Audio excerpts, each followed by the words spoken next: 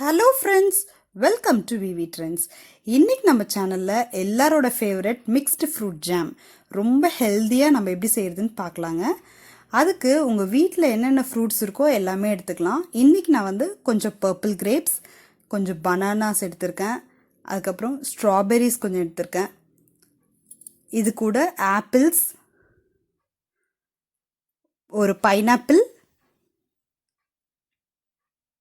நல்ல பழுத்த பைனாப்பிளாக எடுத்துக்கோங்க, அப்புறம் ஒரு sweet orange,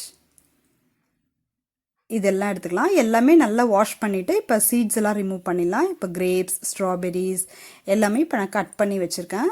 pineapple, sweet orange, அந்த பல்ப்பெல்லாம் எடுத்திருக்கேன், உள்ளே இருக்க சீட்ஸ் எல்லாம் எடுத்துட்டேன் எல்லாத்துலேயும். பனானாஸ் எல்லாம் கட் பண்ணி வச்சுருக்கேன். ஆப்பிள்ஸ் எல்லாம் தோல் சீவிட்டு நல்லா குட்டி குட்டியாக கட் பண்ணி வச்சுருக்கேன். இப்போது ஒரு பேன் எடுத்து ஒரு அரை கப் தண்ணி ஊற்றிட்டு அதில் நம்ம எல்லா ஃப்ரூட்ஸும் ஒன் பை ஒன் ஆட் பண்ணிக்கலாங்க. ஆப்பிள்ஸ், கொஞ்சம் அந்த ஸ்வீட் ஆரஞ்சோட பல்ப்பு, இது கூட பனானாஸ், பைனாப்பிள், கிரேப்ஸ், நீங்கள் க்ரீன் கிரேப்ஸ் இருந்தாலும் போட்டுக்கலாம், ஸ்ட்ராபெரிஸ் எல்லாமே போட்டுட்டு கொஞ்சம் மெதுவாக மிக்ஸ் பண்ணி விடுங்க.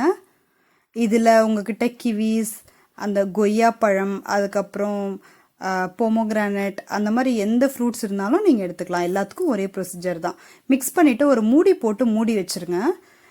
இது பாருங்கள், அரை கப்பு கூட தண்ணி ஊற்றல, அதை விட கம்மியாக தான் ஊற்றணும். ஆனால் ஒரு 5 minutes கழித்து நல்லா வாட்டர் ஃபுல்லாக ரிலீஸ் ஆகிடுச்சு, நல்லா தண்ணி வந்துருச்சு பாருங்கள். இப்போ அந்தளவுக்கு சூப்பராக வந்துருச்சு. இப்போது ஒரு டேட்ஸை வந்து ஒரு 8 டேட்ஸ் எடுத்துகிட்டு அதில் கொட்டையெல்லாம் எடுத்துகிட்டு மேலே ஸ்கின்னையும் நல்லா ரிமூவ் பண்ணிவிட்டு அதை வந்து சின்ன சின்னதாக சாப் பண்ணி அதையும் போட்டிருக்காங்க.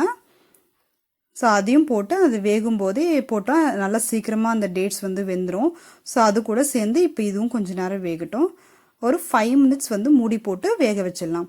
இப்போது அது நல்லா வந்து மேஷ் பண்ணிடணுங்க. ஸோ நீங்கள் ஒரு மேஷர் இருந்தாலும் மேஷ் பண்ணிக்கலாம். நான் வந்து மிக்ஸி ஜாரில் போட்டு நல்லா அது கூலானோன்னு நல்லா அரைச்சிட்டேன், திக் பேஸ்ட்டாக அரைச்சிட்டேன். தண்ணிலாம் எதுவும் ஆட் பண்ணக்கூடாது, ஏற்கனவே அதில் நிறைய சாறு இருக்கு இல்லைங்களா, அதை வச்சு நான் அரைச்சிட்டேன்.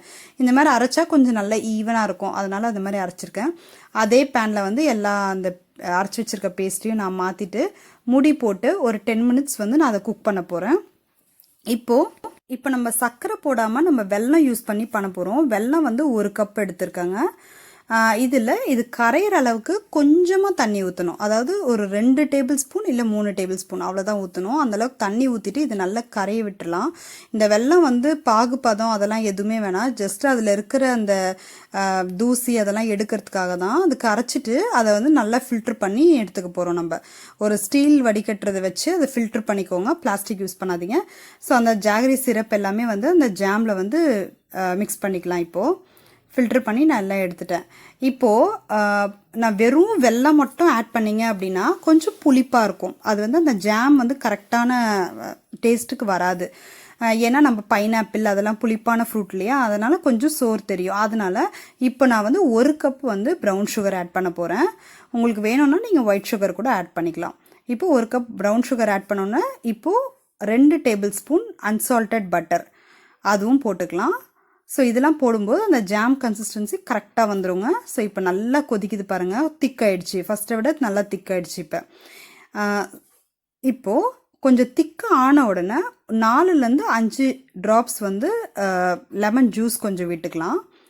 ஸோ இப்போ எதுக்காக அந்த லெமன் ஜூஸ்னால், ஏன்னா நம்ம ஸ்டோர் பண்ணுறோம் இல்லையா, ஸோ நம்ம எந்த ப்ரிசர்வேட்டிவும் ஆட் பண்ணல. ஸோ அது ஸ்டோர் பண்ணும்போது நல்லா தாங்கணுன்றதுக்காக லெமன் ஜூஸ் ஆட் பண்ணியிருக்கோம். இதில் நான் எந்த எசன்ஸோ ஃபுட் கலர் எதுவுமே நான் யூஸ் பண்ணலைங்க, எல்லாமே நேச்சுரலாக இருக்கிறது தான், வெல்லம் தான் யூஸ் பண்ணியிருக்கிறேன். இப்போ வேணும்னா நம்ம செர்ரிஸ் வந்து கொஞ்சம் கட் பண்ணி போட்டுக்கலாம். ஸோ அது அந்த ஜாம் சாப்பிடும்போது கொஞ்சம் சின்ன சின்ன சங்க்ஸ் வந்து நல்லாயிருக்கும் அது சாப்பிடும்போது.